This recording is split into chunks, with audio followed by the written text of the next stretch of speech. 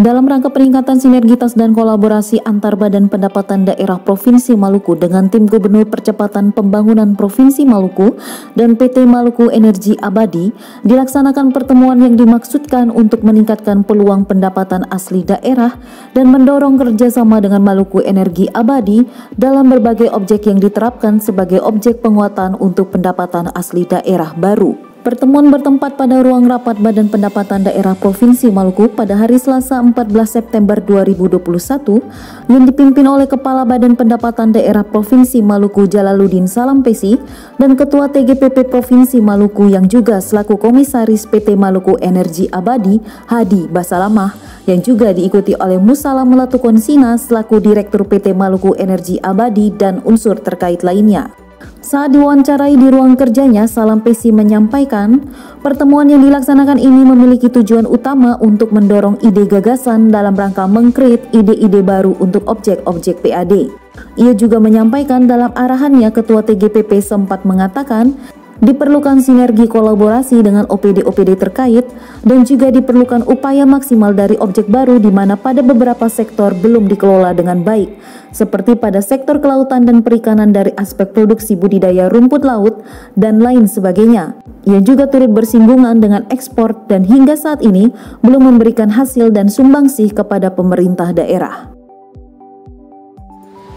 Hari ini tanggal 15 September 2021, Badan Pendapatan Daerah mengundang Tim Gubernur Percepatan Pembangunan TGPP Provinsi Maluku, Pak Dr. Andus Hadi Basalamah, MSI, dengan Direktur Utama Maluku Energi Abadi. Alhamdulillah mereka datang, kemudian kita berdiskusi tentang banyak hal. Pertemuan ini memiliki tujuan utama untuk bagaimana mendorong ide gagasan dalam rangka meng-create ide-ide baru untuk objek-objek PAD, sehingga target kita di tahun 2021 dan kedepannya itu akan menambah upaya-upaya dari PAD itu sendiri. Dalam arahannya, Tim Gubernur Percepatan Pembangunan Provinsi Maluku, Pak Hadi, menyampaikan beberapa informasi penting dalam upaya-upaya untuk bisa melaksanakan kinerja, meningkatkan kinerja kita dalam rangka peningkatan objek baru. Di antaranya perlu sinergi kolaborasi dengan OPD-OPD terkait. Upaya-upaya maksimal dari objek-objek baru beberapa sektor belum dikelola dengan baik, seperti sektor kelautan dan perikanan dari aspek produksi budidaya untuk rumput laut ataupun lainnya. Kemudian menyentil tentang ekspor yang belum memberikan hasil dan sumbangsih kepada pemerintah daerah. Diupayakan ke depan harus ada laboratorium uji mutu yang kemudian akan berimplikasi pada peningkatan PAD, dan langkah-langkah ini secara konkret kami sampaikan bahwa sudah dilakukan oleh Dinas Perindak, ya, Perindustrian dan Perdagangan kita. Namun perlu ada dukungan kuat dari sektor-sektor yang lain, misalnya sektor pertanian, ya, kemudian sektor perikanan, perhubungan. Dan ini ke depan akan kita undang dalam satu forum secara resmi, sehingga diskusi secara tematik akan kita lakukan dengan ide-ide yang belum tergarap. Kami juga menyampaikan bahwa di tahun 2021 ini dalam prolegda kita sudah diusulkan 3 prolegda baru yang berisi berbagai objek. Jadi ada hampir 300 objek baru yang diusulkan dalam 3 perda retribusi kita, yakni perda retribusi jasa usaha, jasa umum, dan perizinan tertentu. Penekanan yang disampaikan oleh Pak Ketua TGPP adalah bagaimana upaya-upaya untuk kerjasama itu ditingkatkan, menyambut Maluku Lumbung Ikan Nasional, kemudian Newport sebagai basis untuk peningkatan ekspor dan memiliki spirit effect terhadap perluasan tumbuh kembangnya ekonomi kerakyatan di Provinsi Maluku, khususnya nelayan-nelayan kecil akan diberdayakan secara maksimal. Dan Newport akan menjadi basis ekspor kita yang akan didorong sebagai pusat ekspor di wilayah Indonesia Timur. Kemudian Direktur Maluku Energi Abadi, dalam diskusi beliau menyampaikan berbagai peluang dan upaya-upaya hulu hilir yang dilakukan oleh Maluku Energi Abadi. Dalam konten untuk pengelolaan energi, sekarang sementara diupayakan untuk bagaimana merampungkan PI 10% terkait dengan blok Bula dan non Bula di Pulau Seram, kemudian blok Masela. Khusus untuk blok Masela, proyek besar ini akan diupayakan berproduksi tahun 2027, sebagaimana informasi yang disampaikan.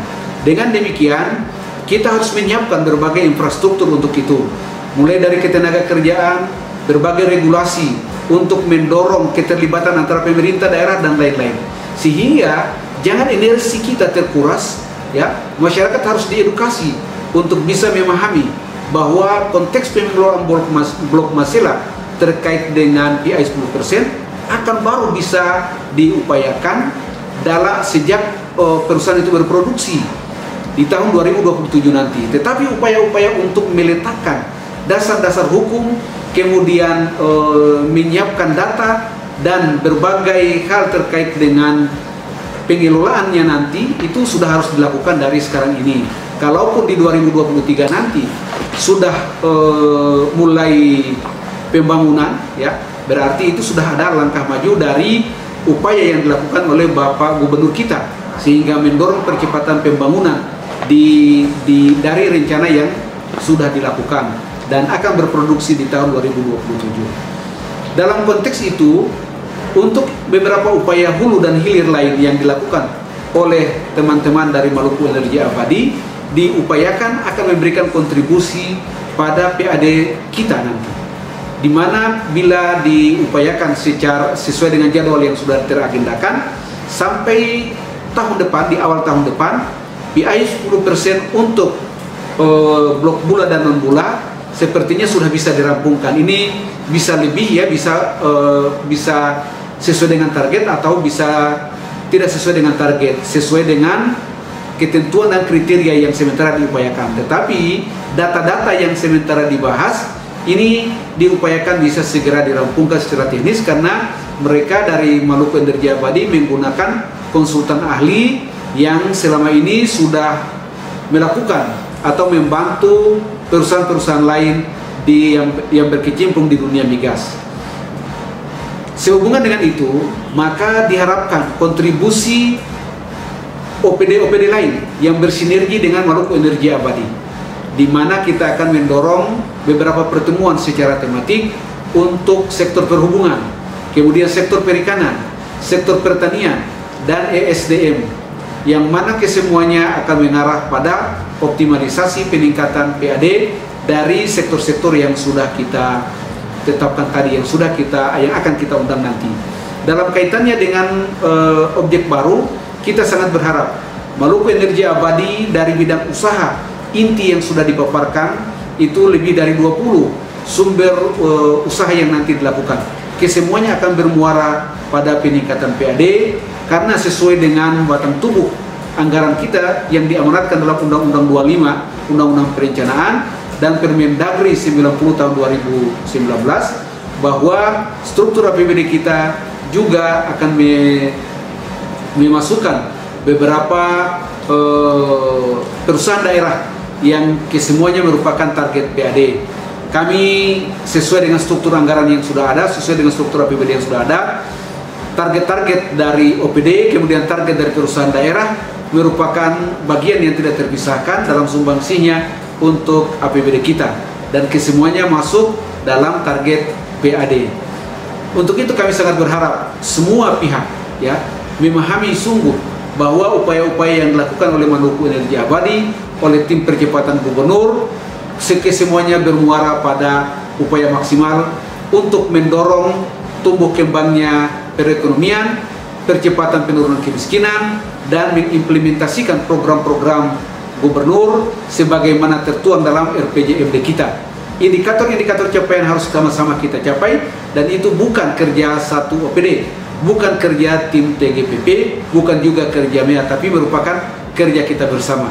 Untuk itu kami sangat berharapkan ke depan sinergi, kolaborasi, koordinasi, kemudian komunikasi kita bangun bahkan dengan teman-teman di kabupaten kota untuk semua bergerak membangun Maluku sebagaimana visi Maluku yang terkelola secara jujur, bersih dan melayani, terjamin dalam kesejahteraan dan berdaulat atas gugusan kepulauan. Terima kasih.